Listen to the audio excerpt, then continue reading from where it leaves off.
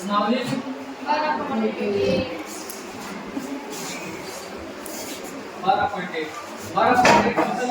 Total सवाल में बोल दिया था दो घन है। कितने घन है? दो घन बनाओ।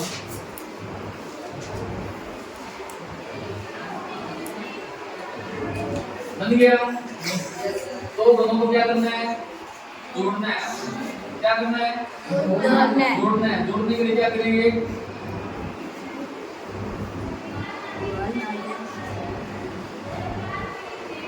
बताओ जुड़ा है नहीं जुड़ा? बताओ क्या दिया हुआ है? दिया है प्रत्येक घन का आयतन। प्रत्येक घन का आयतन कितना है? 64 सेंटीमीटर क्यूब है। मैंने बोल दिया था आपको 30 तक क्यूब याद नहीं होगी, ठीक है? 30 तक क्यूब याद कर लेना है। तो सुनना है। अब मेरे लिए बताओ घन की भुजा का कैसे निकालेंगे? बताओ घन का आयतन क्या होता है? बताओ मेरे को। घन का आयतन होता है भुजा क्यूब। भुजा क्यूब होता है ना? भुजा क्यूब बराबर कितना आ गया? 64 आ गया, ठीक है? भुजा क्यूब बराबर कितना आ गया? 64। बताओ ये 64 किसका क्यूब है? 4 का क्यूब है। तो 4 क्यूब बराबर भुजा क्यूब आ गया ना? समझे क्या? मेरे पास नहीं क्या? क्यूब आ गया और भुजा क्या क्या आ गया? भुजा बराबर 4 आ गया। भुजा बराबर कितना आ गया? 4 सेंटीमीटर आ गया। कितना आ गया? 4 सेंटीमीटर। भुजा बराबर 4 सेंटीमीटर आ गया। अब बताओ कि घन की कितना लगेगी ना? तो घन की भुजा लगेगी 4 होगी। घन की भुजा कितनी होगी? 4 है। ये कितनी होगी? 4 तो समान है ना? ये 4 होगी। अब फिर ये बताओ जुड़ाई कितनी होगी? घन की सेम ही होगी। जुड़ाई 4 होगी। क्या होगी? अब बताओ दो घन को मिलाया, दो घन पे मिलाने पर क्या बनता है? एक घनाभ बनता है। क्या बनता है? घनाभ। ये तो घनाभ दिया आपको। दिखाई दे रहा है क्या? ये घनाभ। अब इस घनाभ का आपको क्या याद करना है? प्रश्न याद करना है।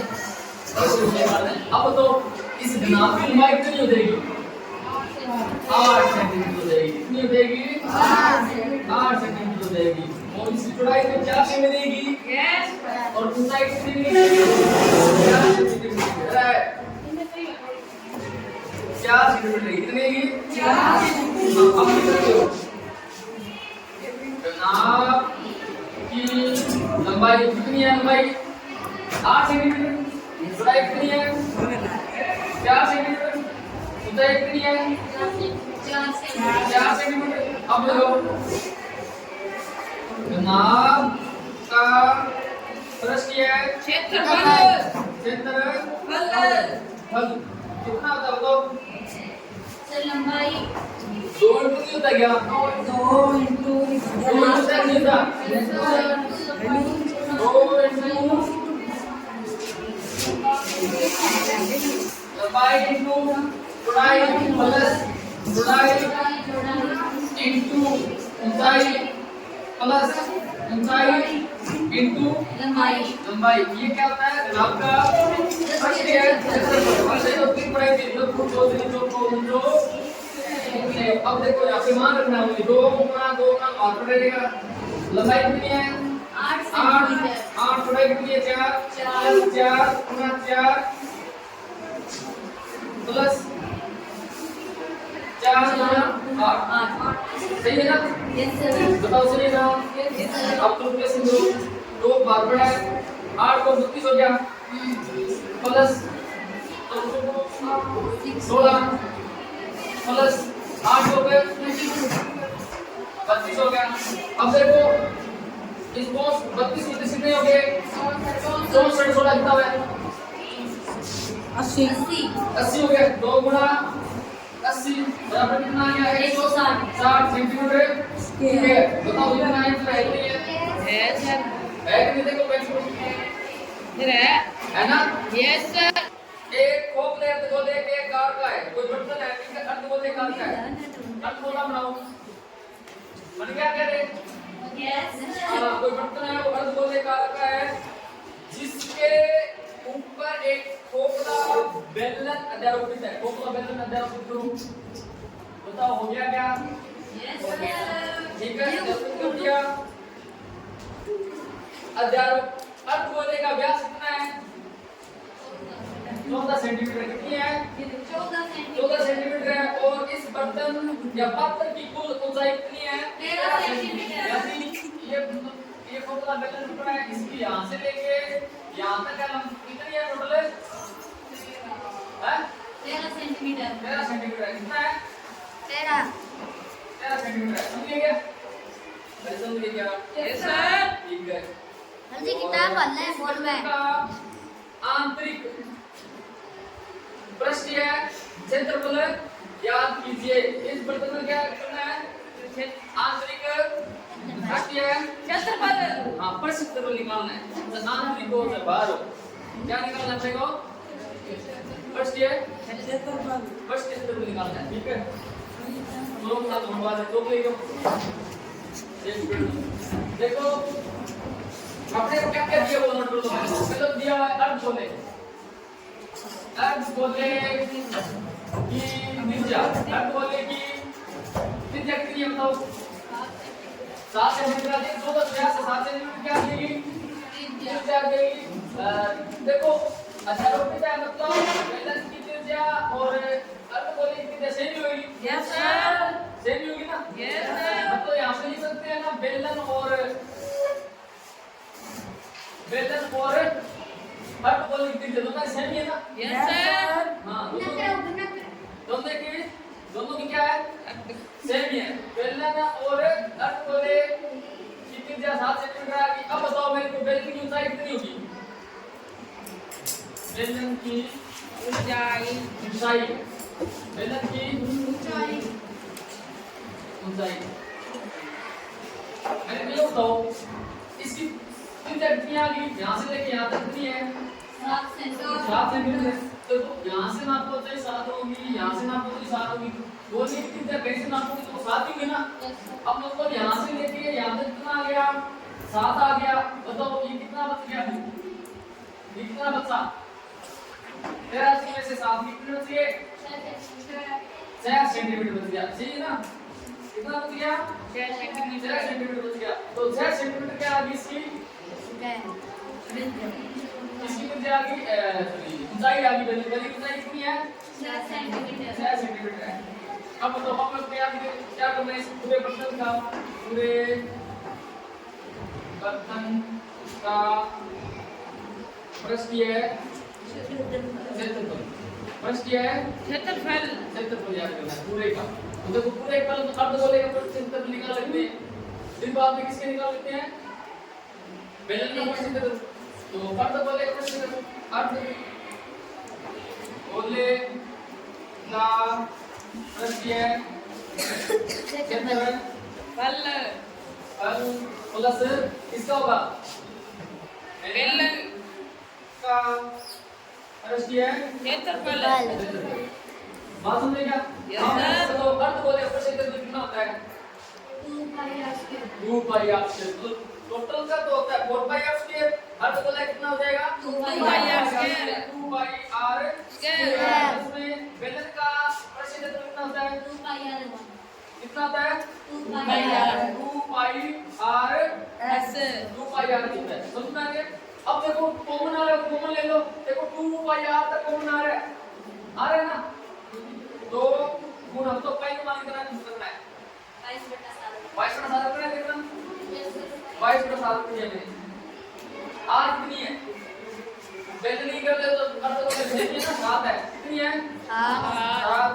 ब्रेक में बच गया। देखो एक आर तो बाहर आ गया, अंदर एक आर बच गया, 7 बच गया। प्लस में ये 2 पाई आर बाहर निकल गया ना, 2 निकल गया, पाई निकल गया, आर निकल गया। और क्या बच गया अंदर? h कितनी है? 6 सेंटीमीटर है।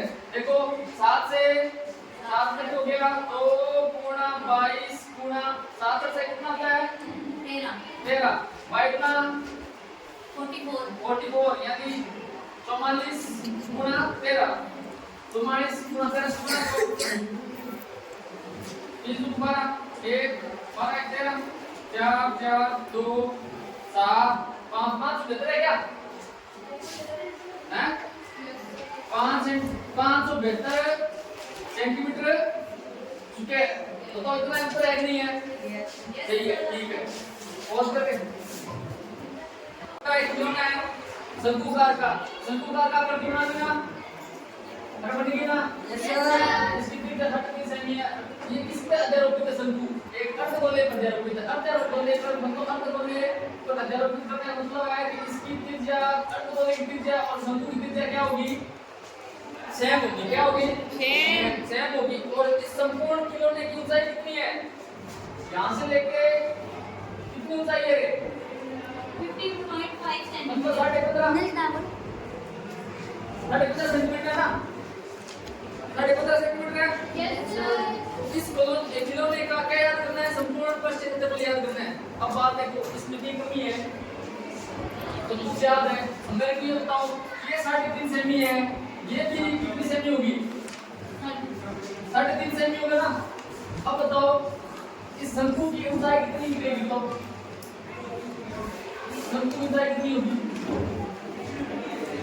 15 में से 60 घटा दो, क्या बचेगा? 12 सेंटीमीटर। कितना बचेगा? 12 सेंटीमीटर बचेगा। ये कितनी है? 3.5 है। ये 3.5 है, ये 12 सेंटीमीटर होगी। और एक बात ध्यान रखो, शंकु का वक्र क्षेत्रफल निकालना है तो बताओ उसमें क्या होता है? पाई आर लिख देना। उसमें 3 की ऊंचाई बचेगी, 3 की ऊंचाई निकाल लेना। अब देखो क्या क्या दिया हुआ लिखो। दिया है बहुत सवाल, 3 सवाल है ना? 3 नंबर सवाल है। दिया है क्या दिया हुआ है?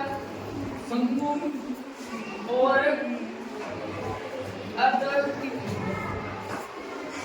अर्धगोले, शंकु और अर्धगोले की त्रिज्या, अर्धगोले की त्रिज्या, अर्धगोले की त्रिज्या कितनी है? 3.5 सेंटीमीटर है। अब तो क्या दिया हुआ है? तो अपने पास ये निकल गया और अपने पास शंकु की ऊंचाई कितनी है? शंकु की ऊंचाई कितनी है? तो 12 सेंटीमीटर हैं? 12 सेंटीमीटर कितनी है? 12 सेंटीमीटर क्या निकली शंकु की ऊंचाई? अब तो शंकु की कितनी ऊंचाई क्या होगी? इधर लिखो, शंकु की त्रिज्या ऊंचाई तो क्या है? l बराबर कितना होता है? h स्क्वायर प्लस में r स्क्वायर होता नहीं। अब तो h कितना है आपके पास? 12 प्लस अरे r कितनी है? 3.5 हो गया ना? 3.5 स्क्वायर 12 स्क्वायर कितना होता है? 44। और यानी इस पॉइंट को डायरेक्टली बना लो। फिर स्क्वायर कितनी होती है बताओ? कितना होता बोलो रे? 5 2 5 15 1 9 10 5 12 1 2 12 कितना आएगा? 12.25 अब देखो इसको जोड़ो, कितना हो जाएगा? 169 छुट्टी होगी गुरुजी। हैं? छुट्टी होगी 155 है।